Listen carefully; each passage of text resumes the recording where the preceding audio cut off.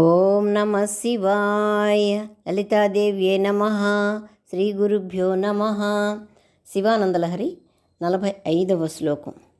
ఛందస్యాకి శిఖాన్వితే ద్విజవరై సంసేవితే శాశ్వతే సౌఖ్యాపాది నిఖేదభేదిని సుధాసారై ఫలైర్దీపితే చేతపక్షి శిఖామణే త్యజ వృధా సంచారం అన్యయనం నిత్యం శంకరపాద పద్మ యుగళీ నీడే విహారం కురు. ఈ శ్లోకంలో మనస్సుని పక్షితో, అందులోనూ శ్రేష్టమైన పక్షితో పోల్చారు శంకర భగవత్పాదుల వారు. అంతేకాక ఈశ్వరుని యొక్క పాదయుగళాన్ని, అంటే ఆయన యొక్క పాదాల్ని ఇప్పటి వరకు కమలాలతో పోల్చేవారు, కానీ ఇందులో మాత్రం పక్షిగూడుతో పోల్చారు. ఇలా అనుకుంటుంటేనే అబ్బా ఎలా చెప్పారబ్బా అనే ఆతృత వస్తుంది. వినండి, శ్రద్ధగా వింటే ఆ ఈశ్వర పాదాలు మనకు కూడా దర్శనమిస్తాయి. ఆచార్యులు వారు ఏమడిగారంటే, ఓ శివ, ఓ శంకర అని వివిధ నామాలతో ఈశ్వరుణ్ణి సంబోధించేవారు. కానీ ఈ శ్లోకంలో తన మనస్సునే పిలుస్తున్నారు. ఏ విధంగా పిలుస్తున్నారు? మనసుతో మాట్లాడుకుంటాం కదా, మనం లోపల అనుకున్నట్టుగా ఆయన శ్లోకం రూపేణ చెప్పారు బయటికి. చేతపక్షి శిఖామణి అని సంబోధించారు. అంటే అర్థం, మనస్సు అనే ఓ పక్షి శ్రేష్టమా, ఓ మనసా అన్నట్టుగా. అందులో పక్షి శ్రేష్టమా అంటే మనస్సు పక్షి వంటిది, అది ఎగరగలదు, గూటికి వెళ్ళగలదు. అందులోనూ అది శ్రేష్టమైనటువంటి మనస్సు అన్నమాట. అది ఆ గూడు ఏమిటి? ఛందస్సాకి శిఖాన్వితే ద్విజవరి సంసేవితే శాశ్వతి. వేదమనే చెట్ల యొక్క చివరిలో ఉన్న ద్విజవరులు అంటే బ్రాహ్మణ శ్రేష్ఠులు, అనగా పక్షి శ్రేష్ఠులు, అంటే పక్షులలో ఉండేటువంటి శ్రేష్టమైనటువంటి వాళ్ళు అనమాట. ఆశ్రయించబడినది ఏంటది? ఈశ్వరుడు యొక్క పాదయుగులే అనమాట.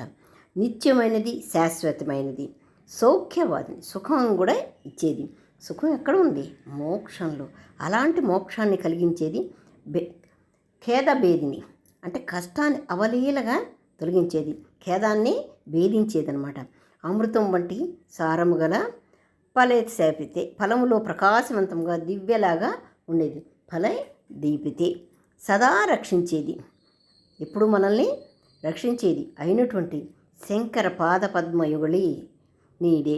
ఈశ్వర పాదపద్మలు అంటే పాదముల జంట, అంటే ఆయన యొక్క చరణాలు అనే గూటిలో నిత్యం విహారం కురు, ఎప్పుడూ కూడా విహారం చెయ్యి అని ఎవరికి చెప్తున్నారు?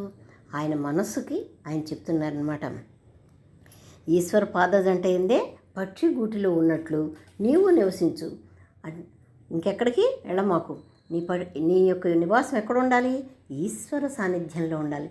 ఈశ్వర సాన్నిధ్యం అంటే ఏంటి? ఆయన చరణాలు. ఆయన చరణాలు పక్షులకి గూడు వంటిది. ఆ పక్షి ఎవరు? నా మనస్సు అని ఆయన అనుకుంటున్నారు. వృధా సంచారం త్యజ అంటే అటు ఇటు తిరగటం, అనవసరమైనటు బయట వెతకటం మానేసి, అవన్నీ వదిలేసి. అన్యై అలం అంటే ఎన్ని ఉన్నా ఇంకా ఉపయోగం లేదు. నీకు ఎన్ని లక్షణాలు, మంచి లక్షణాలు ఉన్నా, మంచి చోట్లకు వెళుతున్న దీనికన్నా ఫలితమేమీ లేదు. కాబట్టి నువ్వు ఈశ్వర యుగళీ చరణాల్లో నువ్వు ఉండటమే గొప్ప, అందులో మాత్రమే నువ్వు ఉండాలి అని చెప్తున్నారనమాట. ఈ పక్షిగూడు మాత్రమే శాశ్వతమైంది, అదే నీకు గృహం అయినది, అదే నీకు గూడైంది, పాదయుగడం మాత్రమే అని చక్కగా చెప్పారు గురువుగారు. మనకున్న ఈ విలువైన ఈ జీవితాన్ని ఇతరుల వైపు పోనీయకుండా భగవన్నామంతోనే మోక్షాన్ని పొందగలం. మోక్షం అంటే ఏంటి?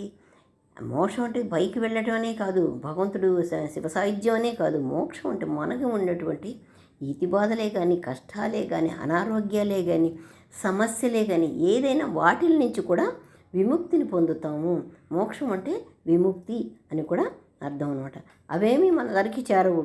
ఈశ్వరుడు యొక్క కృప ఉంటే మానవుల సుఖం అక్కడే ఉంటుంది. ఓం నమ శివాయ. ఓం శ్రీ గురుభ్యో నమః.